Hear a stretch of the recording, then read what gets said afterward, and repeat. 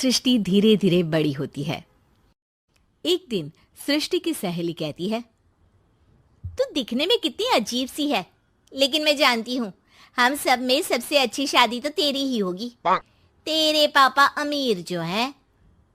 और बता नहीं सकते यार, दहेज तो हर कोई देता है, ये क्या ज्यादा ले जाएगी अपने पति के लिए? अरे बड़े शहर में कोठी है इसके पापा की। अरे पापा की है ना, कौन सी इसकी है?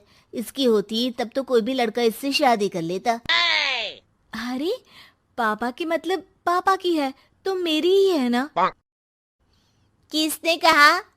अब तेरी तो तब होगी ना जब तेरा भाई ना हो।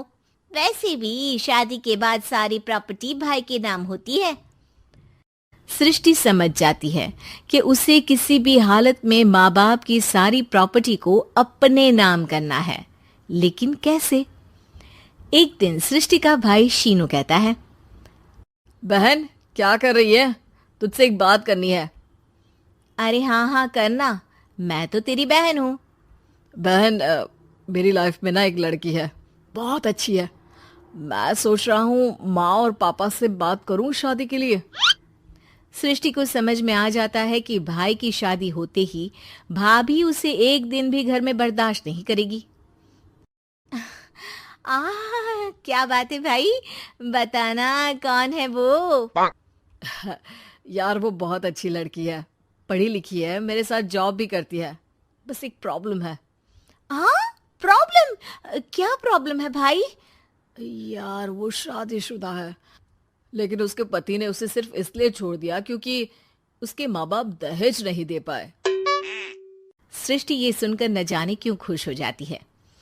अरे भाई तो क्या हुआ, लड़की तुझे तो पसंद है ना? शीनू को लगता है कि बहन उसे समझ रही है।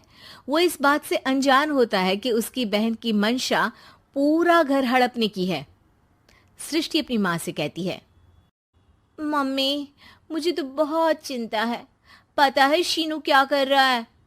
अरे क्या कर रहा है? वो तो काम पर जाता है और वापस घर आता है। नहीं ना माँ, वो यही तो नहीं कर रहा, बाकी सब कर रहा है।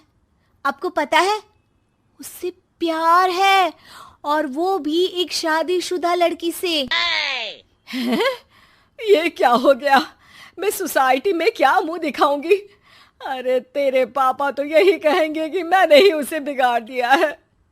माँ देखो, मेरी बात मानो, पापा पर भी विश्वास करने की जरूरत नहीं है। अब आप ही बताओ, पापा इतनी देर घर के बाहर रहते हैं क्यों? बोलो। अरे बेटा वो तो नौकरी करते हैं ना। तू बहुत भोली है माँ। पापा का ऑफिस तो 7 बजे खत्म हो जाता है, लेकिन देखो कितनी देर से आते हैं। अरे नहीं नहीं बेटा, ऐसी कोई बात नहीं है। सृष्टि माँ को एक औरत से बात करते पिता की फोटो दिखाती है। देखो माँ कैसे हैं पापा, मैं ना कहती थी कि पापा सही नहीं है।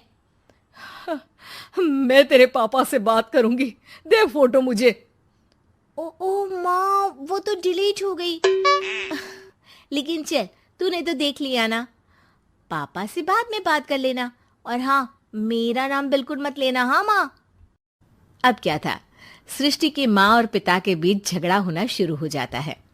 सृष्टि के मन में क्या चल रहा था कोई नहीं जानता था।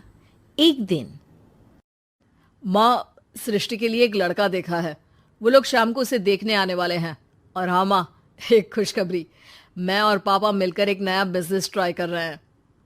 शाम को लड़का आता है, सांवले रंग का। सृष्टि को तो बिल्कुल भी पसंद नहीं आता। लड़की की माँ कहती है, लड़की का चेहरा तो कोई खास नहीं, लेकिन अगर मेरे बेटे को आप लोग सेटल कर दें तो मैं उसकी शादी आपकी बेटी से करवा दूं। सृष्टि को लड़का बिल्कुल पसंद नहीं था। उसे भाई पर गुस्सा आ जाता है। लड़के वालों के जाने के बाद कहती है, माँ देखा शीनू मेरे लिए कैसा लड़का लेकर आया, न दिखाने लायक न सुनने लायक, सेटल भी नहीं, वो भी हम करे। अरे माँ मैं जानती हूँ ये मेरी शादी किसी भी घर में क्यों करवाना चाहता है। अरे कैसी बात कर रही है बहन? तूने तो देखा ना, लड़के को मैंने ही मना कर दिया तुझसे शादी के लिए। जिसने लड़का बताया था उसने उसकी बहुत तारीफ की थी। बात आई गई हो जाती है, लेकिन सृष्टि का मन शांत नहीं होता। क्या करूं, कुछ समझ में नहीं आ रहा। मेरी शादी हो गई तो ये लोग पूरी प्रॉपर्टी शीनू के नाम कर देंगे, मेरे हाथ तो कुछ लगेगा ही नहीं। तभी सृष्टि को आइडिया आता है। वो किसी वकील को फोन करती है। जी देखिए, अगर आपके मम्मी पापा का तलाक हो जाता है तो आपके पिता की आधी प्रॉपर्टी आपकी माँ के नाम हो जाएगी, फिर उसे वो किसी को भी दे सकती है। सृष्टि अब माँ को बेटे के खिलाफ भरती है। माँ, शीनू पर नजर रखा करो, वो जिस लड़की के प्यार में है ना वो शादीशुदा है। यहाँ आएगी, सारा पैसा, रुपया, जमीन, जायदाद सब हड़प लेगी। पापा का भी हाल तुमसे छुपा नहीं है। ऐसा ना हो कि मैं और आप एक दिन सड़क पर भीख मांगे। हे भगवान, मैं तो जीते जी मर जाऊंगी अगर ऐसा हो गया तो। ऐसा हो गया नहीं माँ, ऐसा ही होगा। अभी समय है, आगे का सोच लो। मैं तो कहती हूँ पापा से आधी प्रॉपर्टी लेकर अलग हो जाओ। पापा की आधी प्रॉपर्टी भी हम लोगों को अगर मिल जाती है ना तो अगले 7 जन्म सफल समझो। बेचारी माँ बेटी के कहने पर पति से तलाक लेकर अलग हो जाती है। सृष्टि अब पैसों से गाड़ी और अपने दूसरे महंगे शौक पूरे करने लगी। उसके दोस्त भी उसके पैसे इस्तेमाल करते। सृष्टि, कल तुम कहाँ थी? मैं सारा दिन घर पर अकेली थी। तो मैं क्या करूं? मैंने ठेका तो नहीं लिया है ना तुम्हें संभालने का। माँ को सृष्टि से ये उम्मीद नहीं थी। वो बैठकर रोने लगती है। वहीं उसका पति यानी कि सृष्टि के पिता आ जाते हैं।